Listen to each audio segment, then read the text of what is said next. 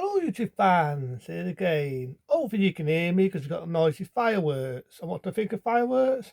Noisy fucking things, which nowadays get overdone dickheads. What are you going to have better to do but to let them off? But that's not why I'm speaking. I remember doing this one and it kind of inspired me when I was talking about the golden days of the video nasties. I figured why not talk about this one? I remember talking about it before and fuck it, if I would do it inspired me. The golden days of the VHS. I'm not going to talk about the days of Betamax versus VHS, but one day around the world, I will do. Why not? So this is an old story, but from a long, long time ago. I'm not entirely far away. When my mum was around and I was just a wee lad, I remember the golden days of when I ever, like the school holidays. And I used to go, I think it was in Manchester, could be right, could be wrong. Yeah, it was in Manchester. We used to have what they call a rentable video store. We had loads of rentable video stores back then. Yeah, this was before Blockbusters. And back then, I used to go out with my mum to Manchester to this rentable video store. This guy had everything. Not making this shit up. He had everything. He had horror movies, action movies, adventure movies, comedies, martial art films, you name it, he had it. And this was like, back in early 90s when I used to go, about showing my age. Back in, let's say, 1990, 1991, I remember the golden days of the rentable video store. And I mean, I was a sucker for all these 80s films. I used to love all the old horror films. Because back then, my mum was a bit naughty. She used to get all these horror films, and I was underage back then. I mean, it wasn't the age limit of what I am now. But, I had a good head on me. None of this shit like, oh, he's going to turn into a psycho. I had a good head. I knew what I was seeing was special effects. Nobody was getting killed for real. The blood and gore was special effects. That's how I seen it, even back then. And, I remember the days my mum rented me the original, A Nightmare on Elm Street, the original 1984, A Nightmare on Elm Street, the re-rentable one. I loved the original cover of that. And I remember back in the days, my mum renting me Fight Night, the original Fight Night, the one from '85. And I used to do up watching all the vampire films. I remember saying this before. I remember growing up watching Christopher Dracula, Ben Bedosi's Dracula, even other vampire films, whether it would be Queens of Evil, Vampire Lover, and so on. And Fight Night got me back into the vampire films. I mean, after that, I saw films that say like The Lost Boys. But we're always into blood and gore and horror films. I remember my mum renting me American Ninja, American Ninja 2. I remember getting rented Deathstalker. I remember Deathstalker 2. I remember all them sort of films. And I remember watching a lot of Jackie Chan films. I remember the golden days of the rentable store. And I was watching what you call a lot of Jackie Chan films because I never really saw Bruce Lee until me later this. But I do tell one little bit of a porky there. I do remember getting a biography about Bruce Lee. And I remember doing a review on that, being The Legend. And I saw this guy, I thought, wow, who is this guy? His moves are brilliant, he's fast, he's a good fighter, and so on. And that's when I realised who Bruce Lee was. But the first film I got rented after watching The Legend, was Game of Death 2. And I thought that was Bruce Lee. I never knew that. We all know the Legend.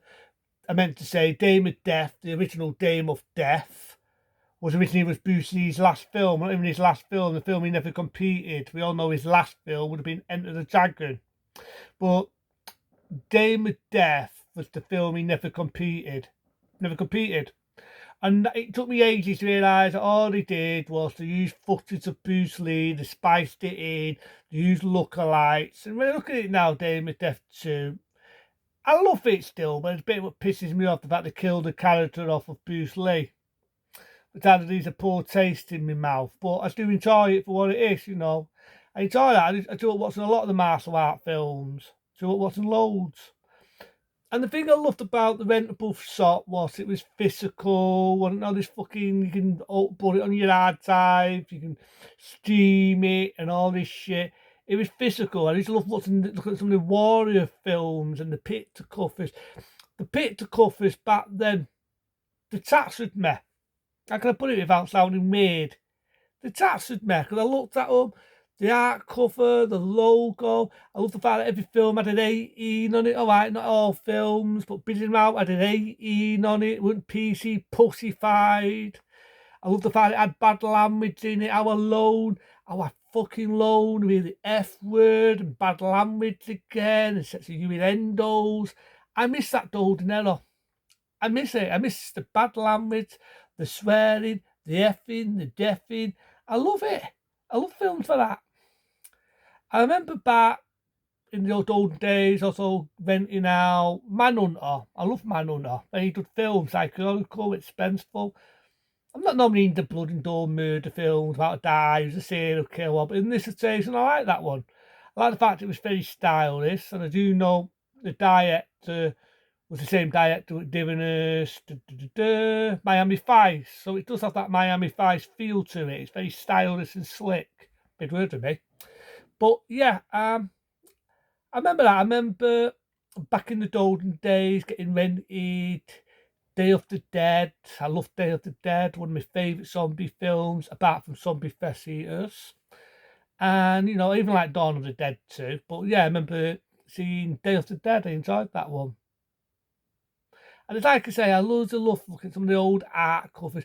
See, back nowadays, I've got to admit, I remember saying this before, art covers are generic. Covers for movies these days, in my eyes, they're fucking generic as fuck. Generic, they don't buy it in, they don't advertise, they don't market the film. But back in them days, they had a great way of marketing films. They had a beautiful way of marketing films. And you know what else I love back in the golden days of the video shop? Back then in Manchester, this shop was so big, like I say, this guy had everything going. And we used to get posters. Don't do that nowadays, but you used to get a big poster of the late film, what is coming out. And I remember getting my mum getting me this big poster, and it was of an horror movie, and I'm so sad I haven't checked it even today. The art cover was brilliant. Never saw the film, but the art cover was brilliant. It was frightening. I remember it being an 18 rating, and the art cover was wow. But yeah, I remember them days, and I remember back in the days, renting videos, going to my mate's house, and I used to be at my mates a lot. And we used to watch movies, whether it be horror films, whether it be action films, again, whether it be martial art films. And there was a little guy, right? He had a fan. These were the days we can get videos anywhere, even in your local paper shop, anywhere you could get videos. And there was a guy, you know, a simple little businessman. You could say the Del Boy of videos. And he has a big fan. You open it up, whatever video you wanted, you could rent it for so much for one night, right? We used to watch loads of films, whether it be horror, whether it be action. And I kind of miss that era. Another era when you could rent a film out, you could watch it. There was loads of films, and these were the days when films were independent. And this Hollywood fucking shit what you see nowadays, where everything's got to be a fucking remake, a re-ass, doing it, digging up from the fucking past. Back then, films were independent, and this is how I feel nowadays. Films should be independent. Someone's done my independent company. Sadly to say, you're never going to see that now. You're never going to see an independent movie company. So have a big studio, and look how shit they go nowadays. But back then, most films in the early days of video, whether it be Medusa, whether it be Fawn, whether it be films like that, you never see that company now. You never do, whether it's Virgin. I don't mean the fucking 40-year-old Virgin. the company thirds in. You don't see that anymore, and it's the same. It's the same, but there was a few things I remember on the golden days of VHS.